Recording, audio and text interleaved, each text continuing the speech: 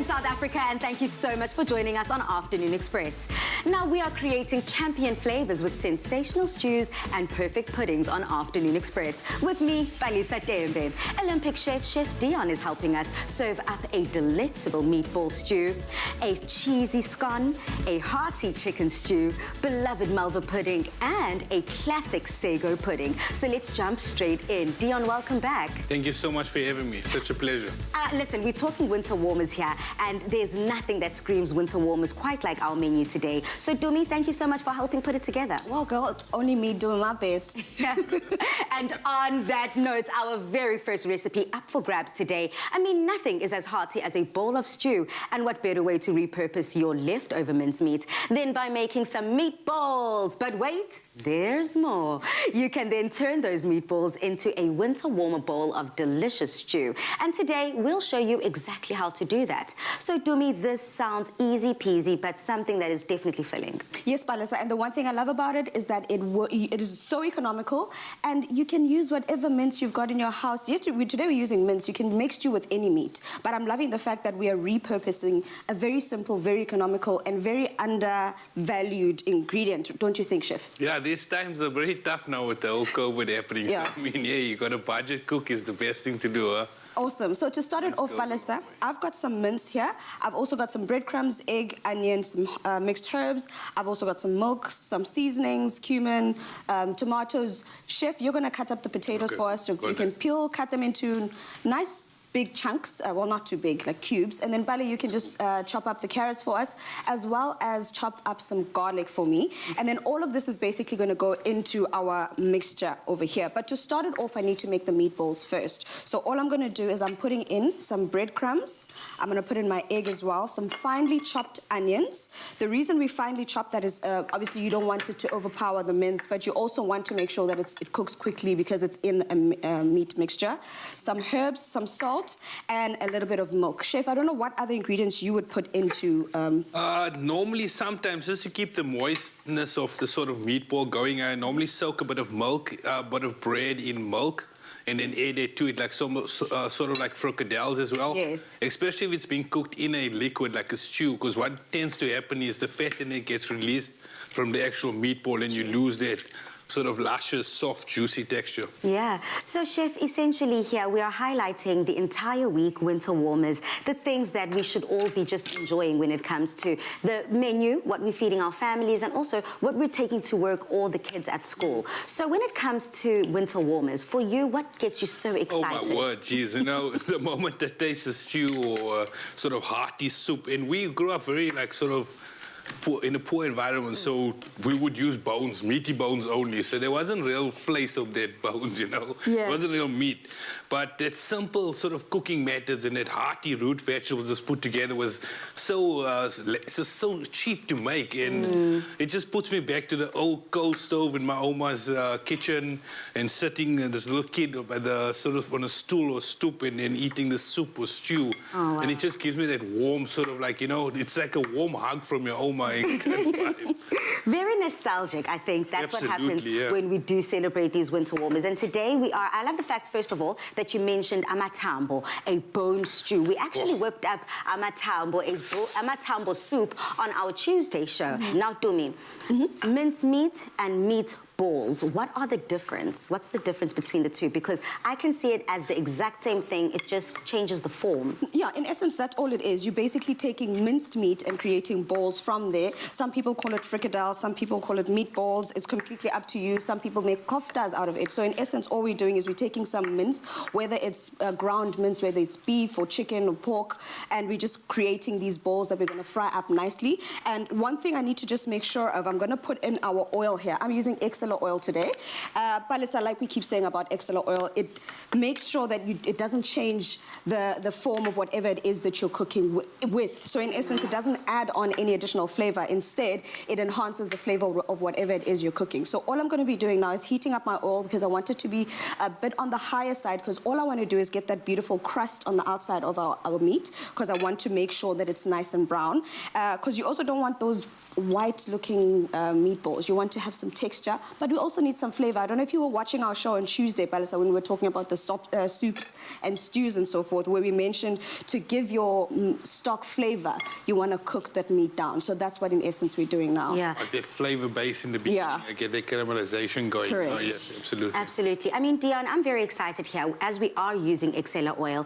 Domi basically gave us a rundown of what makes Exceller oil just so special. And for me, the standout feature, I suppose, of Exceller oil is the fact that it's just light, it's clear, it's odorless, as Domi said, and it's also suitable whether you are frying, whether you're grilling, baking, and just so much more. That neutral taste allows you to just play with anything that you're creating, enhancing the flavors in the kitchen, but making sure you get the best quality for your family. Correct, Palisa. And I don't know if people can see what I'm doing here. I'm busy pressing onto my meatball because, Chef, you mentioned that we want to keep the moisture, but at the same time, you don't want any air pockets inside of the mince itself, the meatballs. So you want to make sure that they are, obviously, in essence, don't fall apart when they're in the pan. Yes. So all I'm going to do now is I'm going to just move my oil around because I want to make sure that it has that beautiful sear. And you can hear, as soon as I put it in, it had that sizzle that we want. So all we're going to do now is I'm going to let these sizzle up and have that beautiful crust on the outside, and then take them out again because we want them as the base of the flavor, and then go Chef, in with the rest of our ingredients. And Chef, you were actually speaking before we started, and she was very excited. You were very excited at the fact that we're using Exceller oil because you said for this meatball stew, you need a oil that's able to go to a very high heat. Yes, absolutely. So it's got a high burning point, and the good thing about it is you can bring it to a very high heat and get your meatballs caramelized really beautifully without it smoking or actually catching a light. Wow. So that's a really good thing about the oil. Very as well. important. And if we were to just think of other kind of dishes that we can create with that high temperature type of oil, could I think of maybe if I wanted to fry those potatoes? Absolutely, to give it beautiful crispness, shallow frying. Yeah. Flapjacks, the possibilities are endless. And I mean, to me, it was actually rubbing her hands in a bit of the oil as well to prevent the meatballs from sticking as well to the sort of, and getting that nice round balls as well. Perfect. Dumi, if you can just give us a quick recap as to what went into those meatballs now that you're frying them and getting that nice golden brown color. So, Palisa, inside here we've got our ground beef, which is our mince there. We've got some onions, some breadcrumbs, we've got some milk. We also added a bit of flavor in there. I'm going to make the stew now, which we're going to add a bit more of this. We've got some cumin in there as well. We've got some herbs, mixed herbs in there as well. So all I'm going to do now is you see the sear that is on there. It's basically done what we needed to do because it's getting the flavor that we need. So I'm going to start taking these out and start the stew part of our meatball stew. Okay, brilliant. Could you roast the meatballs in the oven as well? Would that work? You definitely could, because like you mentioned, Chef, you touched on adding some liquid to the actual meatball itself, because that helps to maintain the moisture of it. Yes. So you definitely could at a high temperature as well. It is suggested, though, I would prefer to do them on the stove top because it You want that flavor in there, yeah? Yeah, and you want that flavor. And then so we're going in now, basically the base of our stew, some onions, more of that flavor, yes. You can go and, Chef, chuck it in there. More of the flavor that we put into the actual meatball. I'm turning my heat down now because I'm making a stew. I'm not burning the ingredients. And just so the spices and flavoring that you put in the meatballs, you're adding a bit more into your actual stew base. Okay, because you want to enhance that flavor that we're cooking in. Some of our tomatoes, as you can see, they're whole. I've left them whole because they're going to break down as they cook. So you don't have to worry about crushing them. And then in go our meatballs. I'm going to top this all up with some stock that we made that we were talking about on Tuesday. We're using chicken stock today. You can use beef stock as well to enhance the beefy flavor. And that's about it, Vanessa. We're going to let this baby cook down for about 10 to 15 minutes. And that's our meatball stew done and dusted. So then, Chef Dion, if you were to think of a top tip when putting together a delicious, flavorful, but also juicy meatball stew, what would that top tip be? I would obviously, like, in the beginning, make sure you get enough jam-packed flavors in your meatball.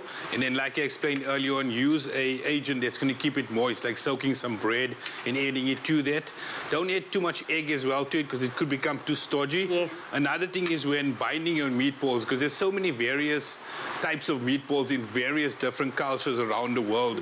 Like your Swedish meatballs, for example, it's agitated so much where it becomes much more chewier when you eat it. And then you get some that are much more delicate, like the koftas that kind of break away, and your kebabs that are also quite more stiffer as well. So try not to overwork your meatballs because that makes it tough as well. Beautiful, done, dusted. Talk talk about economical. Now, hopefully we've saved a buck, which means that you can comfortably head over to www.afternoonexpress.co.za for the full recipe and ingredients list for this mouth-watering dish. Yummy.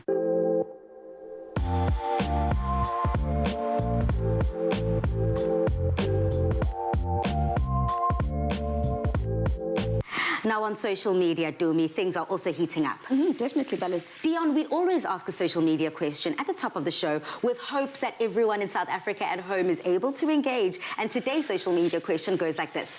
Nothing like a delicious pudding to warm up a cold night. But what is your favorite winter dessert? Good question. Use that hashtag Afternoon Express in all of your comments. Now, S3 invites us to open up to exciting, and we have a whole new and exciting announcement about the return of a fun new cooking show that Dumi knows all too well. But this time, it's got a little bit of a new twist, so all of that when we come back.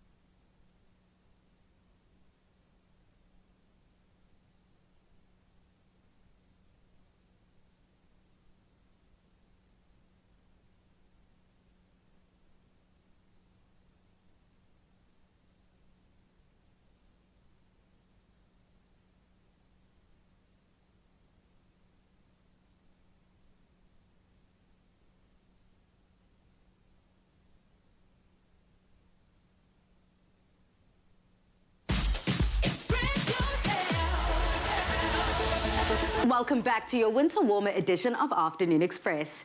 Now, if you eat, sleep and dream of baking, the new season of the SAFTA-nominated show on SABC, the Taste Master SA, can be your ticket to stardom. If you want to become the next South African baking influencer and you know you've got what it takes, then enter now. And to give you a head start, we have a classic but oh so delicious scone recipe that will have you begging for more. Now, as a Taste Master alumni, Dumi, former winner, congratulations. Thank You're you. showing South Africa how to win as well. Exactly, Balissa. So I'm telling the people that, yes, I entered, I went, I was put through my paces, and here I am now. And we're about to get into this recipe, Chef. We're all about that baking, right? Oh, yes, we are. My celebrity scones. Chef, are you much of a baker yourself? I love baking, to be honest, but I need a bit of time to myself because it takes patience. It's not like hot kitchen where everything's thrown together. Yeah, definitely a therapeutic moment. So let's get into it, Dumi. Definitely, Balissa. Vale. So myself and Chef are going to be making the variation of scones. So we're going with a bit more savory side today. Normally scones would be eaten as a sweet treat, but on our side we're doing it savory because we're actually planning on eating them with that beautiful stew that we made earlier. Wow. And then over here, what I'm trying to do is I want to show you the ingredients that we need for it, right? We've got some flour, we've got some butter, we've got some buttermilk, some salt, and we've got some baking powder. Chef, I don't know if there's anything else that I'm missing for a scone recipe. I think for a savory scone recipe, we're on the point at the moment. On point, right? And the cool thing about this recipe is if you make a really nice steak and kidney pie filling, or any pie, and you don't want to put like a pie pastry crust on top, short crust or puff, you can put scones on top of it. It's an old English trick. It's marvelous. Okay. We're talking award winners here, Bella, so you see what we're about. All the way up. Usikdila nama superstar la in the love. But something that I'm also excited about that Chef just brought up, the fact that you can make a steak and kidney pie, and if you do not want to use the pastry, you can then use this very same scone recipe as a top. To start it off, Balisa, we're going to cream our butter and our flour together. But before we do that, we're going to add the rest of our dry ingredients here. I've got some salt that I'm adding into there. Chef, I'm going to share a bit of my baking powder with you, and you just need about a teaspoon here. Yep, correct. Let me add some for you as well. Very important ingredient or else. I remember Oma used to always make scones. You come back from high school or primary school and the house smells like scones and you're like, yeah, cup of tea scones, I'm going to polish those things. And she was so disappointed the once because all the scones were like flat biscuits. Oh, wow. So don't forget the baking powder. The baking powder essentially is the key to make sure that those scones puff up and they become that voluminous, flavorful, puffy kind of mixture that you want. Correct, Vale. And then to get into it, all you're going to do is you're going to try and cream the flour and the butter together. The whole idea is just like you remember when we made the puff pastry, that rough puff, the whole idea is you also don't want to get rid of the butters too much. You want to make sure some of it is there because when it bakes, it creates those layers as well. So this is where you don't want to be too heavy-handed when it comes to the mixture. Now, Chef, I can only imagine exactly as Dumi is speaking of, that butter, as soon as it goes into the oven, as it is little granules, it'll completely melt and making sure that your scone isn't dry. Now, I do not like dry scones. In fact, it reminds me of going back home, whether it's epizana, in the rurals, the farms, essentially. And it's a family gathering, whether a funeral, wedding, there'll always be scones. Yeah. But I'm always dodging the scones. Because, you know, when the scone sits here, and yo. So how can we make sure that does not happen? Not even water helps. It turns it into a clump of dough. That's soft. Balisa, that's why we've got our buttermilk to help with that. And the other thing is you've got some ingredients on your side there that's going to help with that as well. So you've got some cheese. We're going to put that into our scones, and then we're also going to put some spring onion. Obviously, like we said, if you want to keep it sweet, you can also, this is where you'd add your sugar and stuff like that, but we're keeping it very savory today. I think one important thing about the scones as well, if I can give you a tip, is don't overwork it. It's like you just literally want to bring it together, and once it comes together, you don't use any more flour, just use your rolling pin to lightly sort of flatten it up to about 2.5 to 3 centimeters in thickness, and then you sort of cut it out from there. Or you could even keep it in its circular shape and cut them into wedges so you have no offcuts at all as well.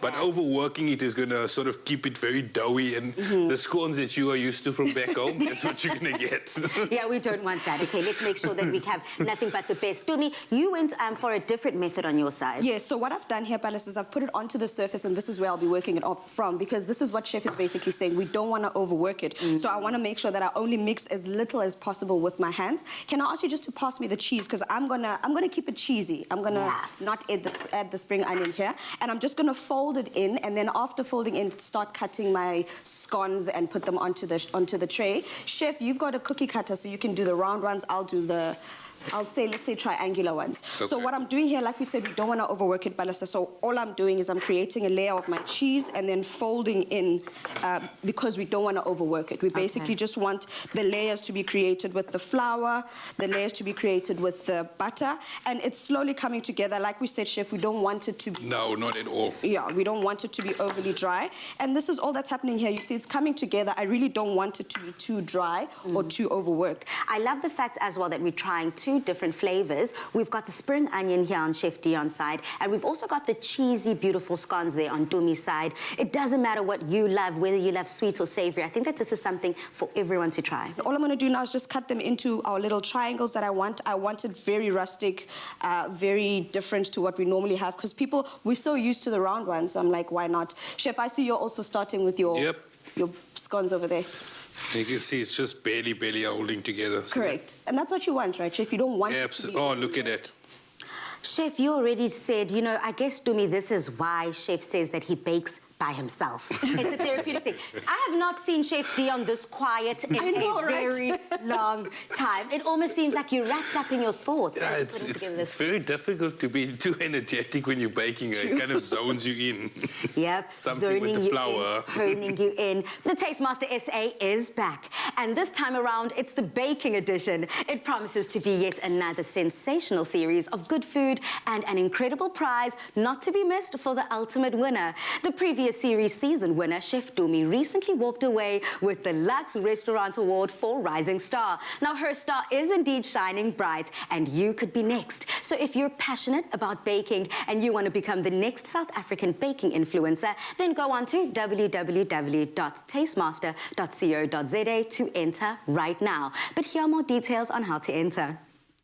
If you eat, sleep and dream of baking, enter for the Tastemaster SA's new season starting in August on SABC2. Grow your career in TV and as a baking influencer and stand to win 50,000 rands worth of prizes. To apply to compete on the show, share a video of you baking a wonder you've created with tried and trusted royal baking powder. Upload your video and complete your application on the tastemaster.co.za website. Entries close Wednesday, 7th July. T's and C's apply.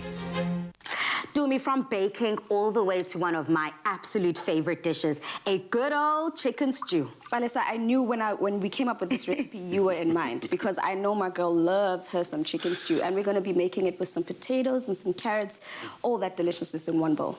Chef, are you ready for that? Absolutely. I love a chicken stew. All of that when we return.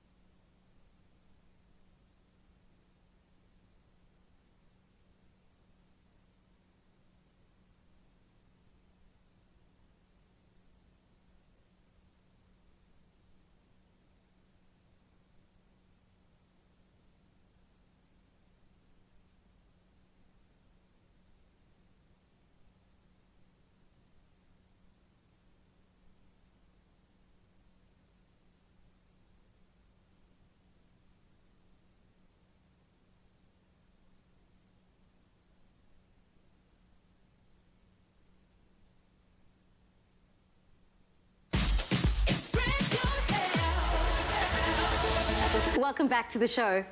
Now, stews seem to be one of those many winter warmer dishes that everyone gravitates to in the colder months. So that's why we've decided to make a fan favorite in the loft. Tumi, here enters my best friend, some chicken. And the best part, Balasa, is that we've paired it with your other best friend, potato. I'm a potatoes. So, Chef, you're going to be taking us through this recipe, right? Okay, cool, no problem. What exactly do you So we got some chicken thighs and chicken drumsticks. Okay. There's carrots that you're going to slice for us over there, and just roughly chop the thyme. Okay. I got a bit of onions. There's tomato paste here. We've got a bit of flour to aid it in thickening. And then there's some chicken stock over here, a bit of oil just to sear it off. And then you've got the potatoes over there, and you're going to get them started off in a bit of butter before we add it in here, right? Awesome stuff. The reason I'm doing that, if people are wondering, is because normally if you would make a stew, you'd add the potatoes right directly into the stew. Yeah. But what I'm trying to do is we want to give people depth of flavor, but it also has to look pretty. So we want these beautiful charred marks on the potato on the inside. And then, in essence, that also aids in par cooking your potatoes so that by the time they get into the stew, it doesn't have to cook for too long. So I'm going to do that. And then after that, chop up some garlic, because I feel like no stew is complete without Nah, not at all. garlic. Now, Chef, when it comes to a stew and just understanding everything and all the components that goes into a stew, I know you always have a good hearty protein, some veggies. What are some of the key components that if one is thinking of a stew has to be there that might differentiate it from a curry, for example? Okay, cool. I think the most important thing is not to add too much spices as well in it. You want to let your natural protein come through and shine as well. So, for example, the chicken needs to be like amplified with chicken flavor at the end of it when we're done. So, if you're going to add spices, add something that's going to enhance the flavor, but not really alter it completely. Root vegetables, very important. They call it mirepoix or like sofrito. It's different bases in the Spanish cooking or French cooking. It's basically root vegetables, your celery, onions, leeks, and carrots. Some add peppers in it and that, but basically it's just a flavor base to sort of keep your stew full flavored as it's cooking. And it sort of enhances it, so it's aromatic vegetables, in other words. Beautiful. If you've got a really good stock as well, when you add it to it, also aids in keeping it going. So it's all essentially what I've taken away, elevating and celebrating the protein, making sure that that flavor of that protein is not compromised in any way. The integrity of your chicken needs to still be there. And also then it's all about the flavor. It's all about the spices. You're making sure that you're not using spices that are too overwhelming, but you're using spices that, you know, are kind of light on the palate, something that you can enjoy every single day, other than a curry, which would be very, very flavorful, very aromatic, just a punch. I can remember every Sunday we finished church and my mother would send us straight from the church to the hostel to buy the live chicken. Yep. Can I tell you something? I also, you know, the same family I was telling you about all the way from Pizana, my late grandmother used to love making us. We call it road runner, Cornish. It doesn't matter what you call it, but that hard body chicken. She loved making it. But for me, sometimes it just was always so tough. Correct. It was such a struggle having to get into it and go through it. So whether you are using a road runner chicken or just that normal, what do you call it, Cornish? Hey, road runner is a good name for it. Or whether you're using this chicken here, we just have to always make sure, though, that it is something that you can still remain succulent. That chicken mustn't dry out, essentially. During the long cooking process, yes. Okay. But I think the other thing that you mentioned, Chef, is that because it cooks for longer, I think the hard body would definitely work because you need to cook it down. Unlike the normal chicken that we get in store, you want it to cook down and get soft and tender, whereas with this one, it wouldn't need so much time to cook. I'm sure you remember eating that hard body chicken, and when it's cooked properly, like for that 4 or 5 hour period, that skin is like this gelatinous soft. Yeah. It's like tendons. Oh my God, it's beautiful. I can't Very explain lovely. it. It's so Chef, pop.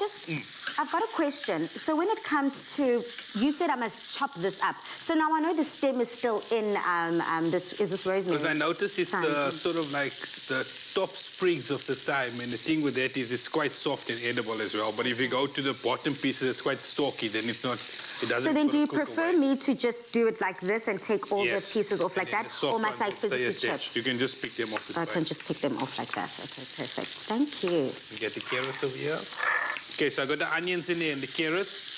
We sort of sear the chicken off as well, which gives it a good sort of base with all of the flavor from the fat that's released as well. Just want to get this caramelized a bit, so it also gives it a good lacquered color even.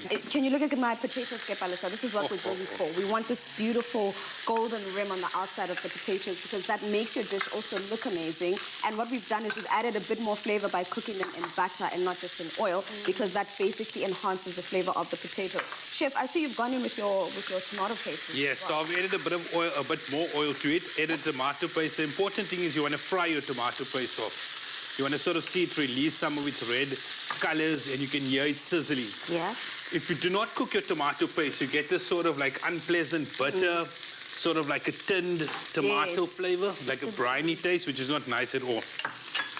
Okay, so I can see my tomato paste is cooking out here. I've added the thyme. Just get the garlic beautifully chopped. Thank you. Award-winning chef. Yeah. Now, Chef, at what stage do we add the chicken? Okay, so we're at this point. I just want to add the stock in there. So you can see there's pieces that sort of stuck to the bottom. Yeah. There we go.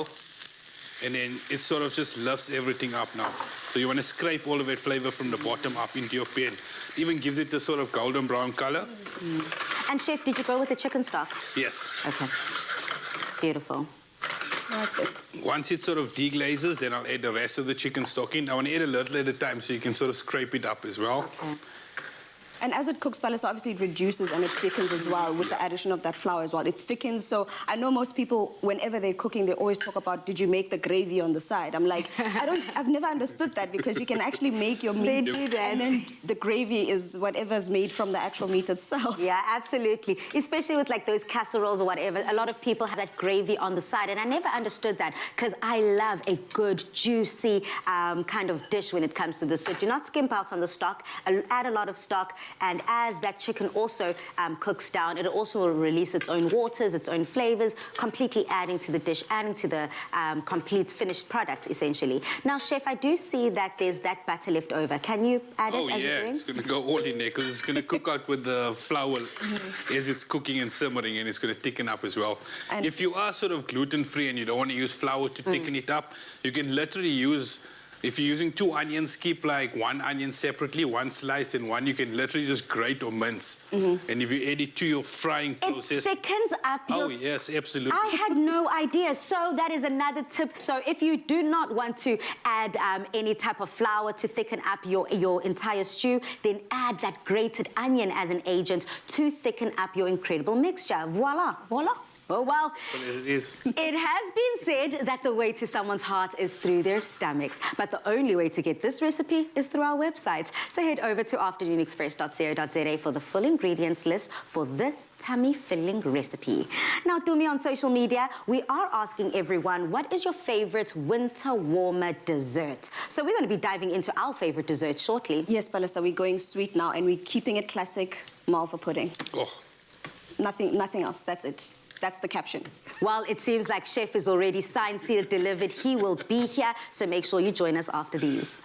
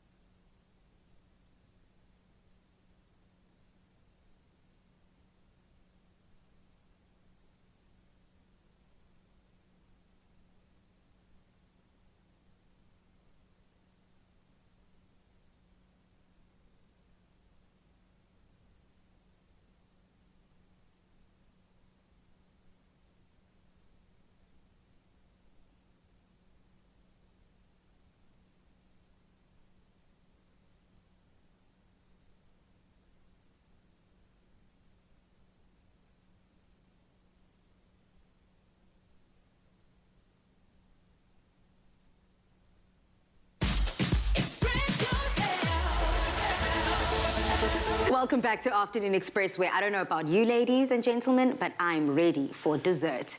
Now, since we are on the topic of classic winter warmer puddings today, no one can debate that Malva pudding is one of those top 5 most favorites here in Umzansi. And because it's almost everyone's fave, we're showing you how to make it and how best to serve it with clover classic custard, of course. Now, Dumi, this is a perfect pairing. I mean, I just want you to take a good, healthy slice.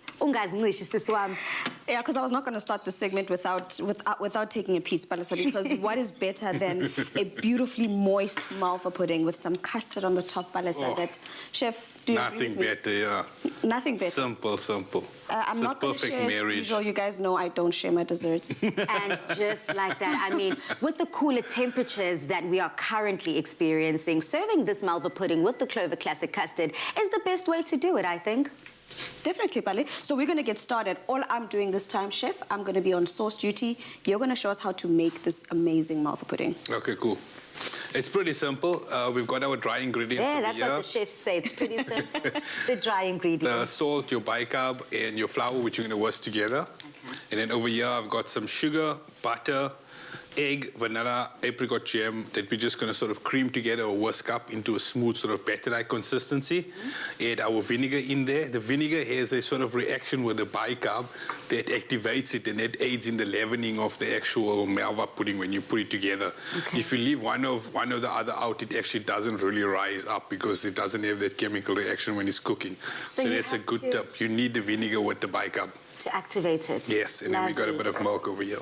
And I'm doing the sauce side, and I'm keeping it saucy over here. So all I've got is I've got some sugar, some butter, some milk, and I've also got some cream. And I think this is the classic how it's normally made. Oh, yes. But if you want to, you could definitely add flavors. I mean, recently I made a Malva pudding for a gathering, and I actually decided to flavor it with some orange juice. So I put orange juice in place of the apricot jam. I put in some orange juice in there, and then I also put some orange juice in the actual sauce. So instead of adding the milk there, I actually put the orange juice with the cream and the butter and the sugar, and I have to say, oh, it's lovely. That was amazing. I almost want to call the guests that you were cooking for and say, did it work? Because it sounds sensational. It was, Balas, and like you say, it is. We're keeping that vitamin C, right, Chef? Yeah, and you basically can put anything. I've made a lemon verbena Malva pudding, a bergamot Malva pudding, and that's like the sort of a wild berry one. So it doesn't matter what. You could substitute the milk and add the cream and then your sugar, and then you could literally just have that flavorant with the milk or the cream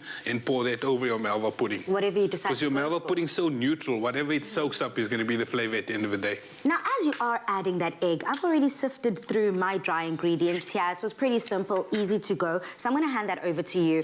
And if I just were to ask you the question that I think is on everyone's lips, what makes Malva pudding everyone's favorite? Why is it just such a classic? Oh, it's just that warm, that especially in winter, because you get it straight out of the oven. You got this warm custard, you got this warm Malva pudding. It's just soaked up all of its syrup. I don't know. It's just a South African thing. It's like braaiing. How can you ever like compare it? It's like, you know, it's what makes us South African. So, Dumi, you have added a good dollop of it, but that Clover Classic custard, would it also go deliciously with the sauce that you've created? Definitely. In fact, Balisa, that's a great idea, because if we're keeping it custard, why not add some custard into the actual sauce itself, right? Are you able to do that? You are, Balisa, because all we're doing here is we're adding flavor on flavor on flavor. Yep. And yes, our sauce is nice and delicious on its own, but why not add a classic to it and take it up a level? Because like we said, Clover Classic can be added onto a dessert, onto a dish, inside a dessert. You basically do with it as you please. So that's, in fact, who's the chef here in this kitchen? I mean, we were speaking about being award winners. Now listen, I might not be an award-winning chef, but this tongue and my taste buds know something delicious, and I know that you are going to be enjoying it as well. So just head over to our website, where Udumi and Chef Dion have detailed quite precisely everything you need to put together this delicious winter warmer pudding. And then, Balisa, all that's done now is that this sauce, I've added the custard to into it. We don't need to cook it even more now. Can I have a look, actually? And you are such a clever girl. I'm so proud I of really you. want to see. Because, you know, Chef, I was saying that, yeah, you can add this, but it just in my mind, because I've never seen it put together before, sometimes I don't know how it's going to come together, but this looks delicious. And this is basically what creating recipes and food is all about. Something comes to your head, it turns out amazing or bad. You know but in this case, you know what's really nice as well? Because if you think about it, your sponge, it's literally like a sponge. Exactly. So if you add any liquid to it, it's just going to soak it up and absorb it. So I love adding like brandy or like a liquor or an alcohol to this here. But in the end, so it's still got its strength, you know what I mean? Yeah, that's actually very popular as well. I also know around Christmas time, a lot of families do add that element of brandy within it just to make it a little bit more richer. So something that you can try at home, I guess, as well. Definitely. No, Chef. So yeah, we've got our batter done. You can see it's very simple as well. Be careful when you add your vinegar also. If you add it too early with your milk, it might also cause it to split. So make sure that you add it just before your flour is about to go in. So there's enough liquid and substance in there to avoid it from sort of splitting as well. We've lined this with a bit of spray and cook, and we're just going to add our batter to that and then bake it in the oven. You can, to keep it moist and prevent it from drying, they call it like a baking it in a sort of poaching it. So you could put like a tray underneath with water inside of it and put your pudding on top of that and then cover it and bake it so it doesn't dry out in the oven because there's this excess moisture that steams in your oven as it's baking. That steam will be able to feed into that sponge again, making sure that it's moist again. So I guess there are multiple ways to skin a catcher. There's so many ways to get home. But at the end of the day, you have promised us something timeless, something classic, and something that almost everyone can try at home. Now, I'm all about my top tips and tricks, and I think that you've truly helped me understand. But Dumi, if I were to just throw it to you, girl, a tip, trick when creating Malva pudding, or maybe it could be a good accompaniment for it. Oh, because that looks delicious. Well, Balsa, besides the Clover Classic in this instance, I would say if you want to, you could even make a crumble on top of the Malva pudding because it's very nice and soft and, you know, and gooey on the center. But we also like to say it is beautiful to have texture in your desserts and your foods. So you could add some chopped nuts, you could add some, you could make a crumble as well, put it on top. As you bite into that soft Malva, you get a bit of the crunch from the crumble. It's completely up to you. But like we said, be it as adventurous as you like. Add more custard to the sauce. Add custard into the actual batter if you'd like to as well. Now, let's see you putting the sauce onto that Malva pudding because that sponge seems to be good. And exactly what Chef Dion was speaking about, Chef. It didn't flop, it didn't fall. It seems to be perfectly well cooked. You can see it's even nice and level as well, so it's baked perfect. Another one of those classic bakes that will never go out of style. Just head over to afternoonexpress.co.za for the full recipe. So, we've had classic fashion from Timby, classic cars, thanks Chad, and we've seen classic hairstyles. And you, Michael? Classic. A classic range from Clover, timeless taste. Made with love by Clover. Chef Dion, Sago, Sago. I mean, it doesn't matter how you say it, right? No, it's Sago, Sago. We're South African. It doesn't matter how you pronounce it. A lot of South Africans have their own way and their own emphasis they like to place on it. But the emphasis we're putting today is on that sweetness. We're talking winter warmers, so we've got a delicious Sago pudding coming up.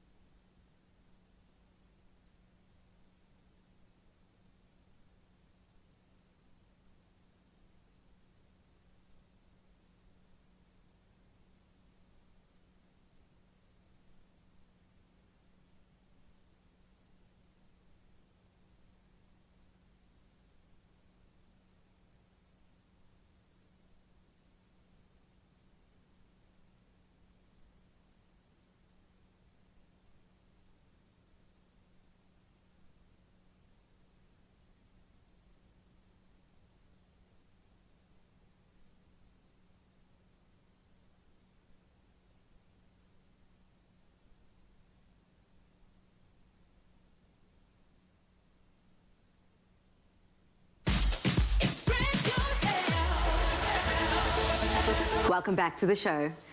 Now, if you're looking for a winter warmer pudding recipe that never goes out of style, it has to be a nostalgic Sago pudding. It's made with a few simple ingredients and flavors, but it's only best when you use the freshest milk out there. Clover fresh milk. Okay, for the pada eiers, we need a bit of sugar over here. There's spices here, but it's up to your sort of discretion. If you enjoy star anise in your pudding, or if you like the flavor of star anise, bay leaves, you can play around with the flavorants in terms of spices, because it basically is just a flavoring to your tapioca or sago per se. I mean, we always added like vermicelli, which is a thin sort of pasta strands that we crisped up and folded it in at the end. Coconut shavings, almonds in there, and it just gives so much texture. Kind of like boba in a way. So it's kind of like a base that you can play around with. Okay, I love that. And then, of course, you've got the pader es. I love the fact that you use that, very colloquial term. A lot of South Africans affectionately know Sago as frog's eggs.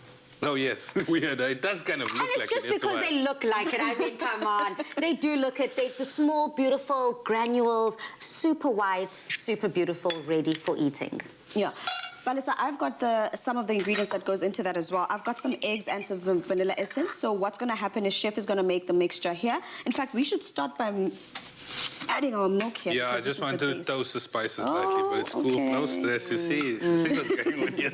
Me being forward Go again. for it, it's chill. All right, so it's going to infuse anyway. Yeah, it's going to infuse nicely into there. And then all that liquid, basically what's going to happen is the clover milk is going to absorb all of the aromatics that you've got in there. And then we're going to temper it. Yes. The hot and cold method, yeah. Correct, perfect. All right, I'm going to add some vanilla essence to this right now. And this is also another depth of flavor because you've got those aromatics that you added in there. But one thing I've noticed whenever people bake or make desserts, it is always important to add some vanilla essence in there, especially if you've got eggs, because you don't want an eggy flavor in whatever you're making. Okay, and in front of me, Tumi, what is here? Balisa, you just always make things pretty. So you're basically adding the last touch to our pudding because not only are we making a sago pudding, but we're also going to bake it like we would normally rice pudding. So we're putting it into the oven, and then we're going to sprinkle that beautiful cinnamon sugar that you're making right on the top of our sago pudding. The cinnamon smells amazing. Do you guys remember fire bombs back in the day? That sweet that you put in your mouth. That's basically a fire explosion. Cinnamon galore. This is almost the same. I mean, it smells delicious. And I'm just going in here with the sugar, and then this is what's going to just be that, not cherry on top, but I suppose that little sprinkling on top. A little bit of sprinkling on top, Bale. Chef, I just want to find out from you, how often, or have you made sago before? Oh, yes, a lot. Jeez, we grew up eating this like all the time. And what other flavorants would you use? Like, what else would you add to it? Like I was saying, we'd add like almond essence to it, pistachio nuts, it's ground up as well, curry leaves at times as well. Cardamon's very important for it. I see you've got that here any now. flavor you want to add to it, basically. Now, apart from using only the freshest milk, the key to this recipe is the time and, of course, low, slow simmer. Correct, Balisa. That's what we're doing over here. And then luckily, because we also, like you said, we're using clover fresh milk, which stays fresh for up to 18 days. It's undergone so many quality tests, 80 quality tests, to make sure that when we make dishes like this, we don't have to worry about quality. So, Chef, I think this is the perfect time now for us to add our what do you call those? Pada es. Okay, cool. So what has happened is you've soaked your sago beforehand, and I don't know how necessary that is because I know some people don't soak their pada es. It's very important because there's so much starch in the tapioca. It's basically a root that's like turned into these little pearls. Okay. And there's so much starch in it where as soon as you add it to your milk, it just clumps up immediately. So by allowing it to soak overnight, you release some of that excess starch that you don't really want in there immediately. Because if you don't do that, it literally just turns into this like gel consistency. Oh no, and we don't want that. And then you're going to feel very panicky and lost, and you're going to feel like you're losing, but yeah. Beautiful. Right, I get you. So I've left a little bit just at the bottom, and I've tried to fish out as much sago as possible. Balisa, can you believe that the first time I got introduced to this was last year when we were on the show with Anal? I think I remember that. Oh, no, really? Honestly, I didn't know. Well, I saw it in shops and I was like, what the heck is that? And No. I made it and I've fallen in love with it since. So like every Indian wedding you go to, right, let me tell you, girl, There's like, I explained to you with the vermicelli and that, and then there's pappers, like poppadoms. Yeah. So you got the spicy poppadom with the sweet booba or sort of sago, and then it's so cheap to make because there are tons of poppadoms. You got liters and liters of in big day pots, and you literally take a bowl of that, and you scoop your hard poppadom in it, and you eat it. It was spicy, savory with the I was sweet. going to say, the sweetness with that spicy, savory, it's how do you something make else, sense of it all? But it sounds delicious. It's absolutely to die for. Definitely, Chef. So at which point do we start tempering? We actually here now. All right, so... Because you can see your sago slightly cooked out already now, so it's going to sort of give it a kickstart before perfect. it gets into the oven. Balisa, can I ask you to pass us that measuring cup there so Chef can add? So what Chef's going to do is he's going to add the Sago in here, and I'm going to quickly start whisking the eggs because we don't want scrambled eggs. Beautiful. So this is a two-man job here, so we're making sure that Chef, I'm ready for you when you are. There we go. The whole idea is we're bringing the eggs up to, or the egg mixture up to temperature so that when we add it into the Sago mixture, then it's basically at the same temperature because we mentioned hot, cold. Yep. This has to come to the correct temperature to be added into there. Otherwise, if we add the eggs in there, it's going to basically cook the eggs, and we don't want that. You can smell it cooking out now as it is already. Definitely, I can smell it already. Now, Chef Dion, what I also love about some of the tips and tricks that we're using in the loft today is something that we always kind of touch base with. So it doesn't matter what techniques we're using today, we will sometimes see it mirrored even in tomorrow's recipes or maybe next week's recipes. And that's because we are creating a masterclass experience, an experience that empowers you in the kitchen, makes you able to whip up the masterpieces that the incredible brains, such as Chef Dumi and Chef Dion, put together. Now, Dumi, I see that after you finished separately tempering the eggs, you added it to the pot. Okay, yes, Balisa. So we're adding it to the pot now because we're going to finish cooking it off, but also we're going to be baking it like we said. So Chef's going to put that into those baking dishes, goes into the oven to bake, and comes out looking like this delicious pudding we've got over here. Well, go ahead, do that, add those finishing touches. I mean, it is warm, milky, creamy, and oh so dreamy. What's not to love? To get this delicious recipe, head over to afternoonexpress.co.za. I'll go. I want to music. Oh, he's back. Move. Clover fresh milk. Made with love by Clover. Now that the cooking is done and dusted, it is time for us to eat. Now, Chef Dion, I always love to give a quick recap of what we created. What was on the menu today? Oh, winter warmers galore. So we started off with the meatball sort of stew vibe going on, and then we made the scones, and then we went over to the chicken stew, your favorite. We made two classic South African desserts, Sago, Sago, butter pudding, or your Malva pudding. So, yeah. Beautiful. Now, I'm going to get stuck in. I want all the above, but I'm going to start here with some scones, honey. I want some good carbs because I'm also going to go in for some of that stew. I'm starting with dessert, as everyone already knows, because the girl and her sweet tooth. And as you do that, I'm so glad, Dumi, that you brought up dessert and your sweet tooth, because that's essentially what the social media question was all about. I wanted to find out from everyone, what is your favorite winter warmer dessert? So, Chef, what would you say yours is? Ah, geez. Honestly, I'm not a big dessert person, but not just because we've made Malva, but Malva is my favorite dessert, actually. I like that. And for you, Dumi? Balisa, anything sweet, to be honest, is my favorite dessert. But I have to say, Malva is definitely top of the list. I also like chocolate pudding. I think the one thing I'm trying to fix is my sweet tooth. But every time I go into a nice, bake, Malva pudding, chocolate pudding, stuff like that, I just always remember that, no, I must stay true to myself and my sweet tooth and just keep indulging. This is just who you are. That's just who I am. And as we are speaking about sweet things, Bali. Yes. We always ask us, but I don't think we've asked you, what is your favorite Yeah, good question. winter warmer dessert? How the tables turn. Or how do they say on social media, how the turntables? I think I would have to say definitely either a rice pudding or a bread pudding. I love a good bread pudding. Yes. I love a good bread pudding, but using croissants as the bread. Just gonna say Yeah, that. like day-old croissants. I think I kind of like that with a whole lot of custard on top. I also do like a custard decadent. slice. I actually do like sweet things. Which brings me to my general knowledge question. I'm all about testing your knowledge. It is a masterclass, but we also want you to walk away having known something special. So, can you please translate? Can you please translate the Italian dessert, panna cotta. What does panna cotta mean? Oh, jeez. Yeah. Isn't it like just set or something like that? Custard, yeah. It's Something that's wobbly and just set or something just set. I can't remember it. Jeez. Going I don't once, have the exact term, to be honest. going twice. My Italian friends are going to kill me. Close but no cigar. It actually means cooked cream. Oh, shucks. So I can understand what you mean about something forming and coming together because it has to be cooked, but it is that cooked cream. The Italian dessert, panna cotta, means cooked cream. But let's give our feedback when it comes to our stews. The Malva pudding, definitely 10 out of 10. I mean, not just because I've got a sweet tooth, but because it actually is delicious. The addition of the custard on the top is exactly what you need. Maskunma, when we talk about winter warmers, this is what a winter warmer is. And you know it's real when someone starts speaking Zulu. Now, when it just comes out. And for yourself, are you loving I tried the meatballs, but it's really nice. I mean, for something that's a cheap stew to put together, it's so flavorful. And obviously I went for my favorite because she is a winner. That chicken stew is delicious. Thank you so much for joining us and bringing these winter warmers to us.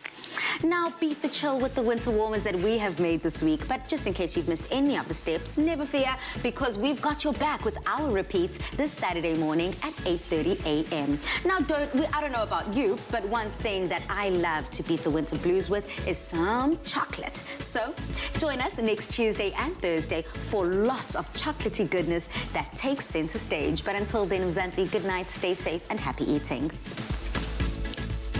Say it with steaming hot breakfasts, soul food Sundays and slow cooked dinners that'll warm any winter. Made with love by Clover.